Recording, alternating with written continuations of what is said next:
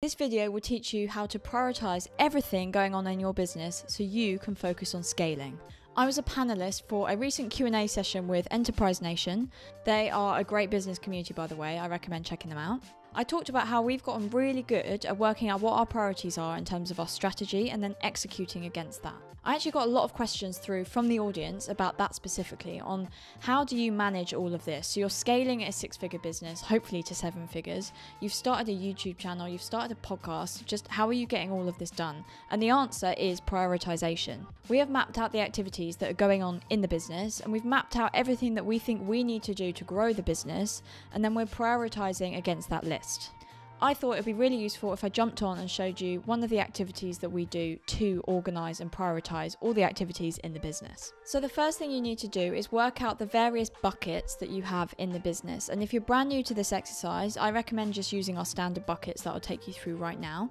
But obviously, depending on your business and your industry, there's going to be some other things in there. So as buckets, as examples, we have product, marketing, finance, team, B2B or wholesale, B2C, sustainability and operations. At this point, I will get the post-it notes out for this kind of activity. So if you've got a spare wall, table, or just a big piece of paper, just be conscious that you probably will need quite a bit of space to map all of this out. And you will want to then put all the buckets at the top.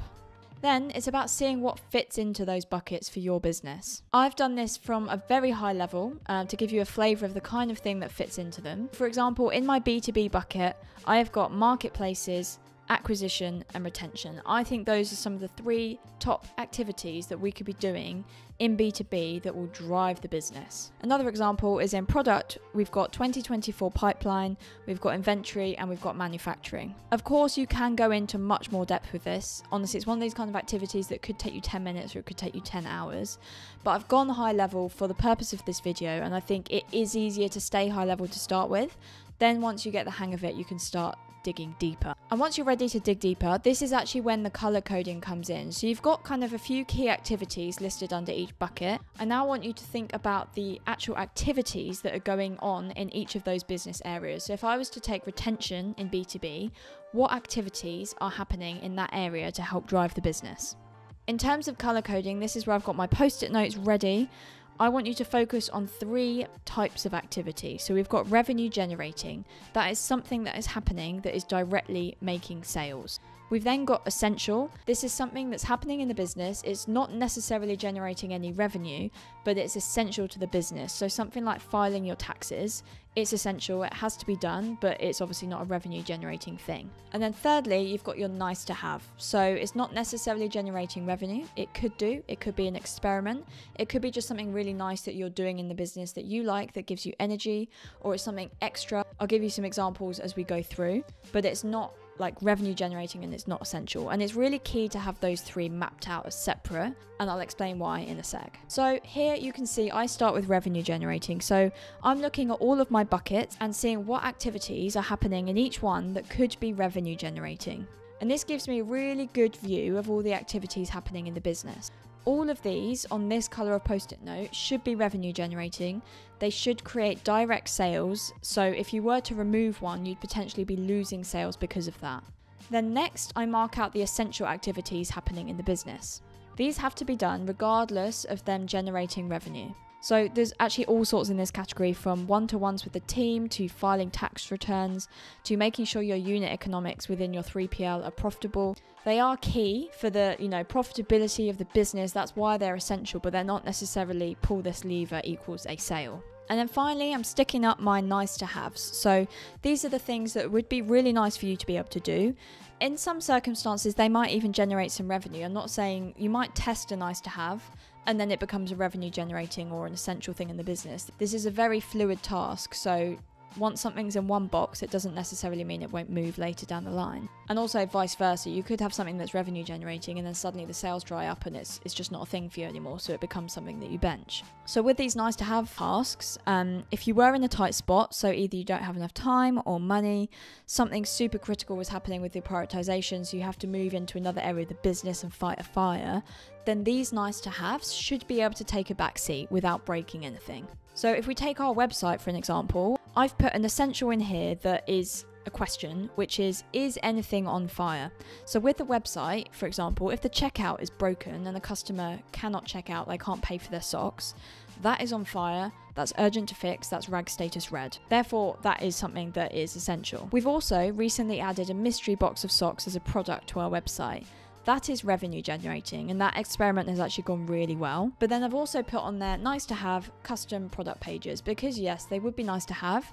They would be quite a bit of work, and that's why they're nice to have, because they would be a really great thing for our website. But if checkout was broken, that's being fixed first. And also the custom product pages aren't necessarily generating direct revenue. I think they would help improve it, but if there was something else in the business that needed our attention, we know that that is something we can park. So I hope that gives you a good idea of some examples. Now you have an outlay of all of this for your own business. There's a few things you can do with this. So you've got all your post-it notes in front of you. One, I would mark out anything that you need help with. Just put a star on it.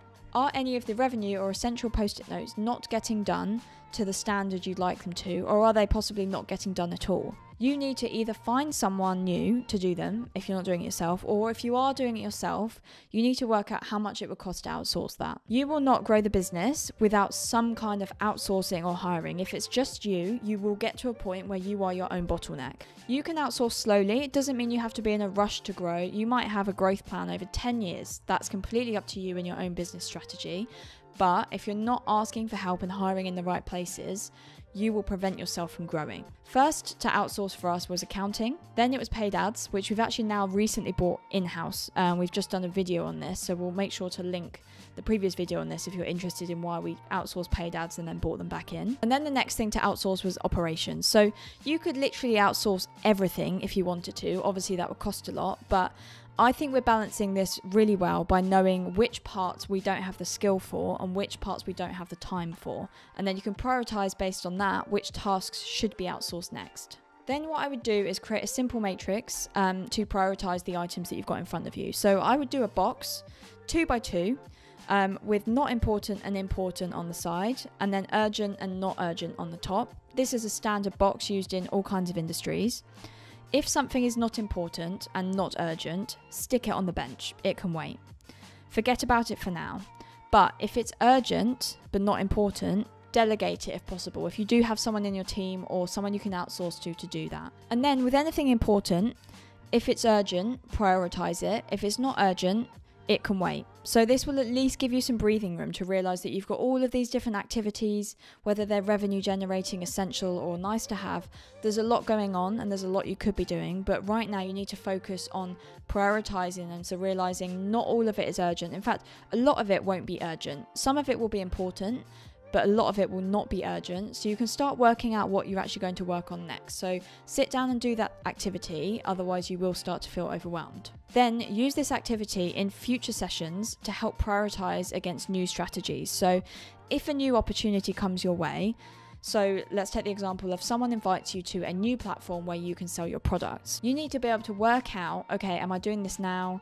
Am I benching this for later? Like, what is the priority to do? Because as business owners, we've got new opportunities coming our way all the time. So this is what I would do if a new platform comes my way. The first thing is, how easy is it to get started on the platform? Is it a lot of work to join? Could they do it for me? Then, does it cost you anything to join? Obviously, that needs to be factored in.